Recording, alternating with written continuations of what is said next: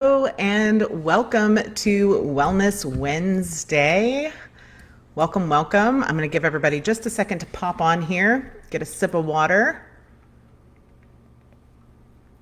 I had all my makeup and everything done for this and I was all ready. And then I went outside and worked with horses during like my break time. And so now I'm like it's not super hot, but I'm all like outdoor sticky at this point again. So yay. All right, so let's dig in.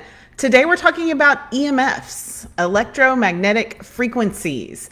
They've been around since the dawn of time, and I'll tell you why in just a minute, because you're probably like, Audrey, EMFs have not been around since the dawn of time. But since the technology boom, they have been in places where they have never, ever been before, right?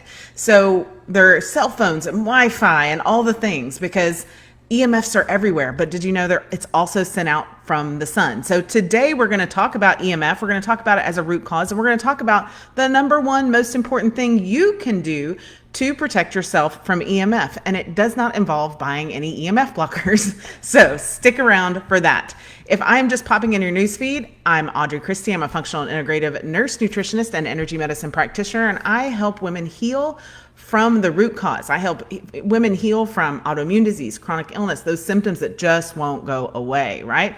I do that through root cause functional and integrative medicine. We get to the root so that you can stop chasing symptoms, you can stop masking symptoms, and you can actually heal your body, okay? And so one of the ways we do that is through root cause stuff, and EMF can be a root cause. It can be. So whether you're catching this live, whether you're catching it on a replay, be sure you stop and say hello. Let me know where you're tuning in from. Let me know what questions you have about EMF or anything else for that matter. So today, like I said, we're going to talk about EMF. We're going to talk about whether or not you should be worried about it. We're going to talk about all the things.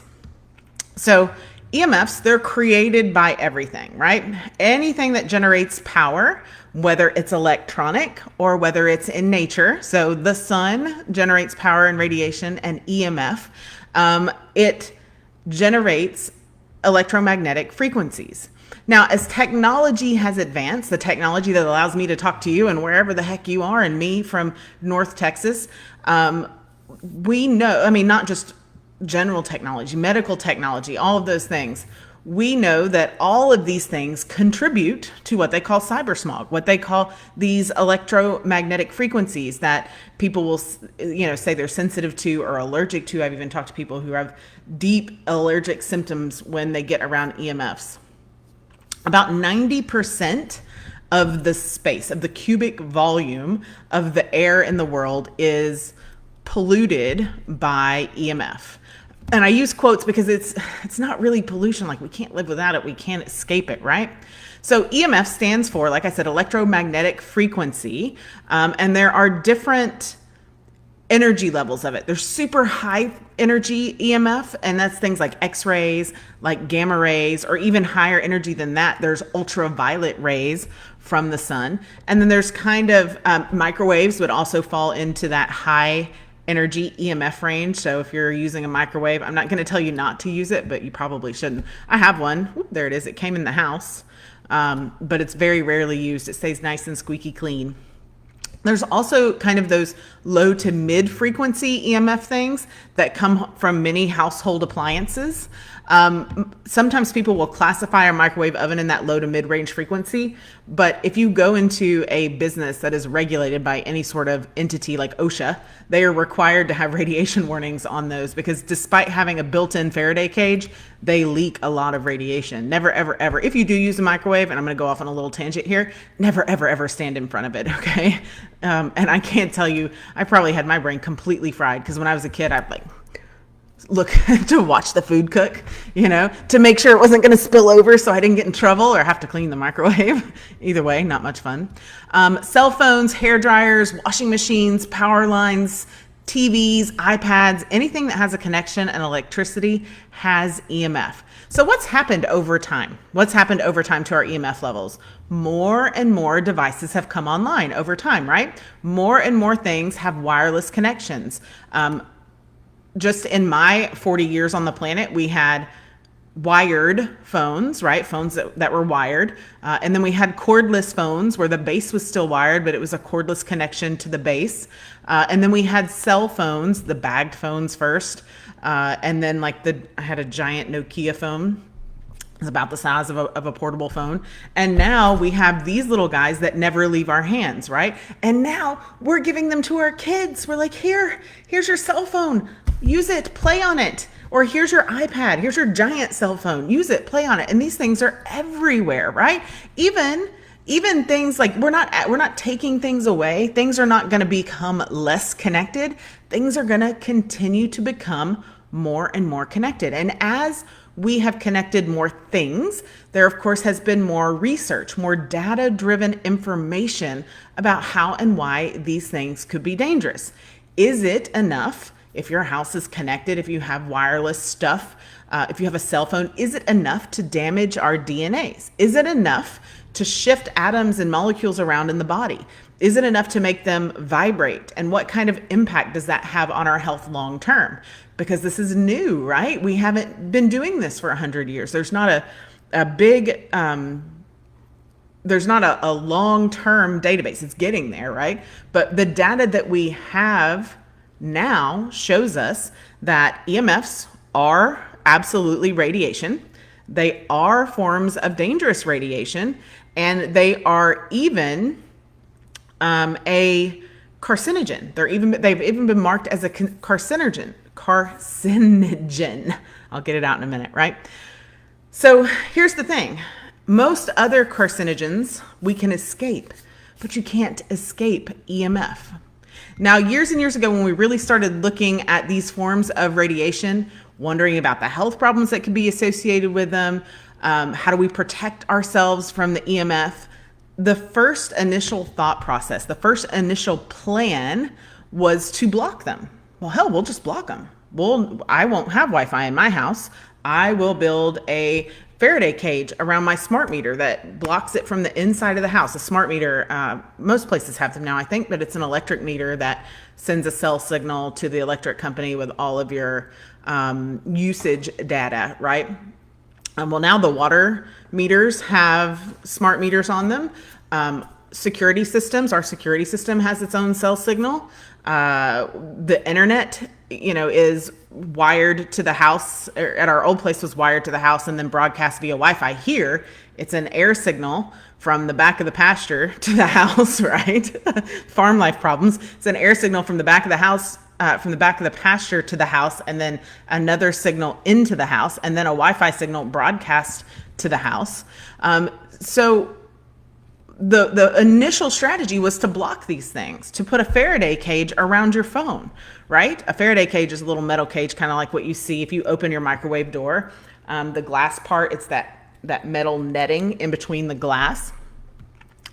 But as more and more things come online, we can't escape them. We can't escape the radiation field, right? Even my oven, it's on this side. My oven back there, it's a new oven. Did you know that it connects to my cell phone and I can turn the oven on and off? It has a Bluetooth wireless connection. Now, admittedly, I don't know how the hell to turn it on. I haven't figured out how to make it connect, but it does connect. So what do we do if that's a root cause for us? Here's the thing. I'm just going to use the example of a cell phone as an example, because a lot of people want to put the Faraday cages and the big stickers on the cell phones. Cell phones and Wi-Fi routers too, for this matter, are designed so that when you impede their signal, the first strategy that's built into this cell phone is to expand and strengthen that signal to try to get around it.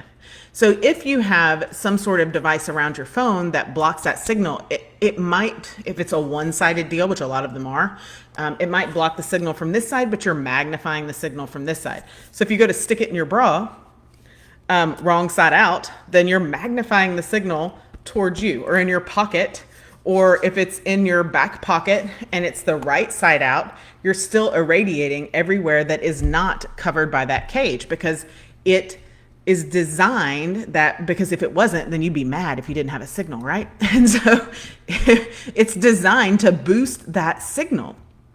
So how does that impact our human suit, right? I have yet to run across, in almost 10, 11 years of doing this, I've yet to run across a person whose sole root cause is EMF.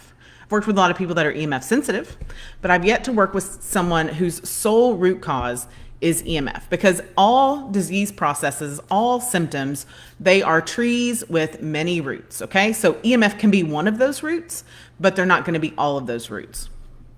And when EMF is associated or is a root for an autoimmune disease or chronic illness, oftentimes it's usually in some sort of stress sleep reduction issue. There have been numerous studies that have found that EMF fields can cause neurological damage, psychological damage, particularly when kids are exposed as children. But some of the symptoms of EMF toxicity or sensitivity include headache, tremor, dizziness, memory loss, loss of concentration. Most commonly, like I said, I see sleep disturbances, and then there's the cascade of things that happens when your sleep is that disturbed by EMFs. So here's some things to do. So you can't escape it, but I would recommend, if a sleep disturbance is an issue for you, taking your phone, putting it on airplane mode at night, or turning it off completely. At my house, my phone gets turned off around about 8 o'clock at night. It's a little bit later than that in the summer just because it's daylight later, but you want to avoid that blue light in your eyes anyways after the sun goes down. But you also want to avoid the EMF radiation. You don't have to put it in a Faraday cage. In fact, I would not recommend that because you're just boosting the signal. So save that $150 you were going to spend on that fancy EMF blocking case. It's not worth it. Okay. If you're going to use something like AirPods, I use AirPods a lot. I can't keep it in camera. It is in camera over here. I use AirPods a lot. I'm going to try to open this without it connecting to anything because they automatically connect. So on my AirPods, I don't know if you can see that, there's a little sticker, and that goes on the side that goes towards my head, and it blocks the signal from my head. Now that's the one, these were like $20 little stickers. That's the one thing, if you're going to use wireless headphones, I do suggest, because you use them for such a long period of time and they are literally right on your brain. And the symptoms of EMF are neurological and psychological issues like that. You need to have some protection there. So if you're going to use those, if you're going to listen to music for hours on end, or if you're going to use them like I do, I use them a lot in client calls because it helps me hear you better and you hear me better, then definitely do something like that. So we're turning off our phones. You can turn off your Wi-Fi network at night, but no routers in the bedroom at all. No routers in the bedroom. Okay. And then the next thing I like for people to focus on, because again, and I can't say it enough, we're not going to escape EMFs. I live out in the country. I couldn't throw a rock and hit either neighbor's house. And I have a pretty good arm. Maybe that's not a good thing to say. Like, it's a quarter mile between my house and the neighbor's house. It's a half mile to the back of my pasture. And then there's some 4,000 acres back there of some other farm, right? But if I walk down my little country dirt road that gets me here, I can pick up my neighbor's Wi-Fi signals. A lot of them. There's lots of them, right? Even out here in the country. If I go into town in our cute little downtown area, they give us free 5G internet. It's just broadcast all over the city, right? So even if I took all the precautions at home, I still can't get away with it from everywhere else. So the very best thing you can do is make sure that your body is strong enough, is resilient enough, is vibrant enough to withstand them. And you're thinking, well, Audrey, how do we withstand cancer? Your body makes the choice every single day for you not to propagate cancer. Okay. You have the opportunity, your human suit has the opportunity to choose cancer every day, and every day it doesn't until it does, right? So you have to make sure that you give it the tools and vitamins and minerals and things that it needs in order to keep making that choice not to succumb to whatever toxin it's been exposed to in whatever way. So the very simplest way to do this is essential minerals. There are 13, 15, 16, let's say more than 10, less than 20. I don't want to give y'all the wrong number and have y'all be like, Audrey, you said there were 13 and there's 17. Quick math. I know the list is longer than 10. I can't remember how far it goes, but there are that many essential minerals that our body really needs to just function. Some of them you hear about all the time: calcium, iodide, iron, magnesium, potassium, zinc, chromium, copper, manganese, phosphorus, selenium, sodium, all of these things. I could go on. But these are needed to perform essential functions in the body. They do things like balance the fluid, they build protein, they carry oxygen, they help muscles contract. They do a lot of other things, but they help your body be the best that it can be. Now, absorbing minerals is a little bit harder than it used to be. You could just eat whole foods, whole foods, whether you eat whole plant foods or whole animal foods, but whole foods, and get all that you need. But because plants and animals actually get those minerals from the soil, right? Now, the bioavailability of minerals varies greatly depending on how depleted or how replenished the soil is of those minerals. It varies greatly. So oftentimes you even could be eating things like iron that's found well in beets and broccoli and spinach, and it's very much less available for absorption. So what you can do is supplement these minerals. Now, there's lots of different mineral supplements. My favorite is one called CT Minerals. That's my very, very number one favorite, okay? There are other ones on the market, and in a pinch, you can use a pinch of Himalayan sea salt, some coconut water, and some lime juice. Literally put the lime in the coconut, y'all. And that works too. I like CT Minerals because it's got some fulvic acids in it and some other things that make it a really well-rounded and easily bioavailable product. But when you have your minerals balanced, you are better able to withstand so many things, but also EMF, okay? Your nutrition works better, your sleep works better, your energy medicine works better. All of it works better to withstand things like EMF. So instead of buying all the fancy foam things and covering everything up and building like the cages around your Wi-Fi and wearing your tinfoil hats, and I mean that like literally, like people, you can do that to protect your brain from radiation, right?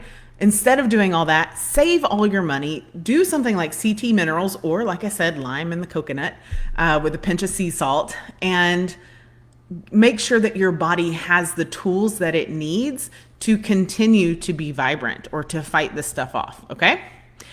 So, things you should know. Wrap all this up. Last thing to say.